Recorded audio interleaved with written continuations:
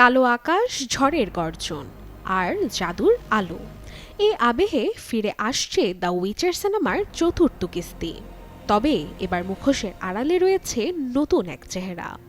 Henry ক্যাভলিকে বিদায় জানিয়ে সাদা নেকড়ে গেরালেটের তলোয়ার ধরেছেন লিয়াম হেমসওয়ার্থ। প্রথম ঝলকেই আগুন জ্বালিয়ে যেন ঘোষণা করলেন গেরালটের গল্প শেষ হয়নি, বরং শুরু হচ্ছে এক নতুন অধ্যায়। সম্প্রতি মুক্তি পেয়েছে নেটফ্লিক্সের জনপ্রিয় সিরিজ দ্য উইচার 4 এর অফিসিয়াল টিজার, যেখানে লিয়ামকে দেখা যায় ভয়ঙ্কর এক ওয়েথ্রির মুখোমুখি।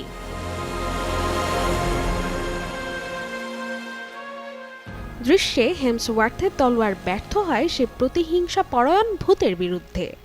তখনই কাজে লাগে উইচারের সেই বিশেষ সাইন। টিজারের অ্যাকশন ভরা এই ঝলক ইতোমধ্যেই ভক্তদের মাঝে বাড়িয়েছে উন্মাদনা।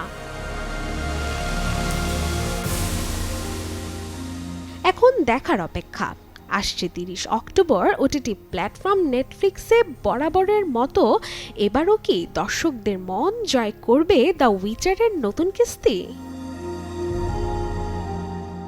Desk report, channel 24।